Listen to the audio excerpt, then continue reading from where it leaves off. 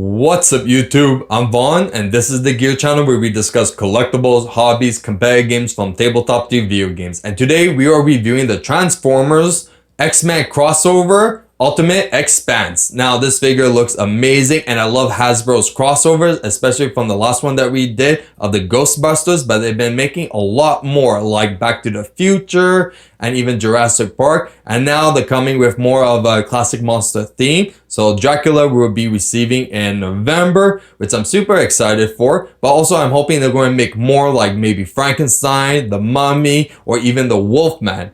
But I would really love if Hasbro did the Mystery Machine from Scooby-Doo. I would buy that in a second. Now the market price for this figure is around $70, which is not that bad for it. And with that being said, let's get started on the review.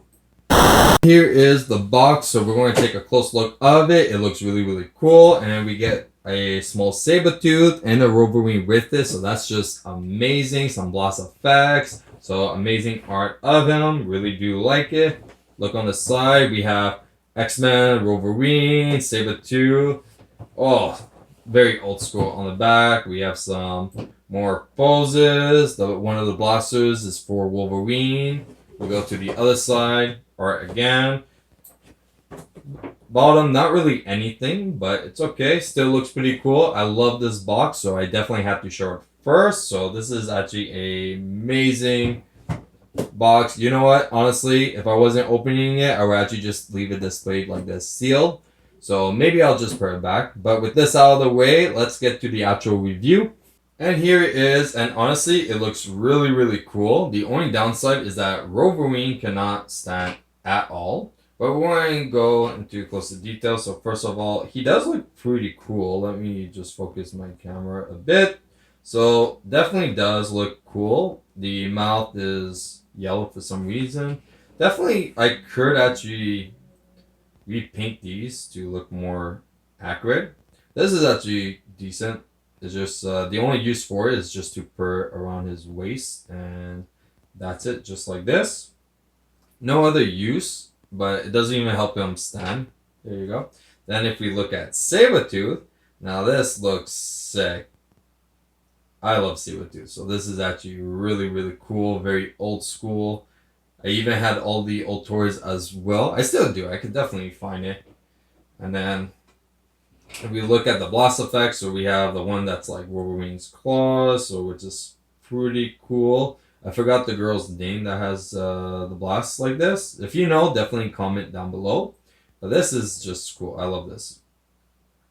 This is awesome. Now let's take a closer look of the actual main figure, the Ultimate X-Spanse. So this thing is actually pretty big. And this is so cool because I always wanted to have the actually like X-Jet as a kid. So this is actually definitely like one way to get it. So it's pretty decent, pretty long. We're definitely going to do size comparison of the actual like jet mode. Underneath is pretty much just the transformer. It does come with wheels at least, so you could definitely display it as you like. But pretty cool, really like it. I didn't really read the instructions right now, so I don't know if this placement for this, but right now, very cool. Now we're going to do some size comparison with other jet modes, so let's get started on that. Here is the Transformers Ghostbuster crossover Ectotron. Here he is with the Transformers Energon Megatron. Here he is with the War for Cybertron Siege Jetfire. Now he is just a little bit shorter than Jetfire, but honestly still a great size figure. Now for the transformation. And here he is, and honestly, this guy is really cool. And he has tons of posabilities. There are a few issues though. There's a lot of stuff that's in the way, so kind of prevents him from posing, but there is a lot of joints that this guy has, so if you want to pose him in a specific way, it is very possible. The downside that I did have is these over here. They are way too loose and they were just flying off non-stop, but we're going to go and see what kind of movements you could do with them. So first off, okay, if we actually look at the head, so that is a cool head sculpt, and you can actually lift the visor and put it down, but I prefer it like this. There's a lot more articulation when you have the visor down on top of it, so it's actually pretty cool.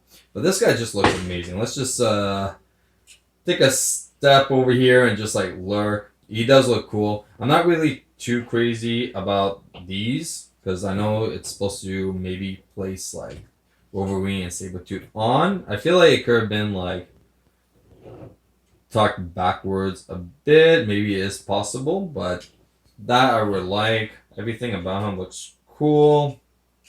No complaints over there. The chest though, this was actually pretty cool and I wasn't expecting that. There you go. You can actually look inside and it's pretty cool. Honestly, a really cool figure.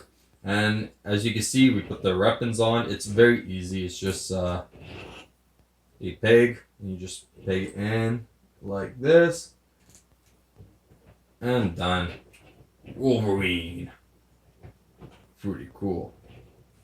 Yeah, so for articulation, like, as you can see, like, the waist actually, like, moves all around. And it's no problem. Maybe a little bit stuck because of these. But you could rotate it. Or make that much of a difference. Maybe a bit more. Not too much. The arms, yeah. So the arms over here definitely span out. You can do a lot with these arms. And it's really cool.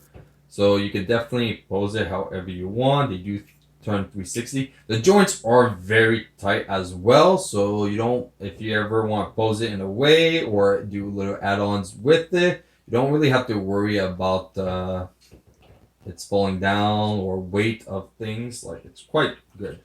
So definitely, so that could definitely turn 360. If we go to the legs, these are really, really stiff. Like, I can't even explain like how stiff like these are. These for transformation, it was all right. It wasn't so enjoyable. The instructions was it was decent. There was only maybe like some steps, maybe like max 2 that was very vague and you might have to figure out a bit, but besides that it was actually pretty simple. So definitely kick, back kick, not that much because of the backpack. So but if we actually go over here, we can definitely do a knee bend. So nice knee bend. The ankles does have a lot of movement, so this is actually perfect. And even toe bend as well. So you could definitely pose them however you like. And he would definitely stay like that. So you could actually from just like this if we want. And look at that. Already he stands perfectly. This is a really cool figure. I am super excited. I'm not sure anymore if I want to display him in a box. Maybe I'll transform him and leave it as it is. Now, with that being said, and especially, let's see if we can at least put one of them on top. I don't think so. Oh, there you go. We can put Sabretooth on top. There's no way this one's going to a bit. There we go. We put both of them on top, just like the instructions. But I think it's about time we do some size comparison. Here he is next to Ectotron. Here he is next to Megatron. And finally, here he is next to Jetfire. And that's it for the Transformers X-Men crossover of Ultimate X-Spanse. Now, if you guys enjoyed today's video, you know what to do. Like and subscribe. And if you want a sneak peek of future products we're planning to review on the channel, you can follow me on my Instagram, VaughnGear. I'm Vaughn, and this was the Gear Channel.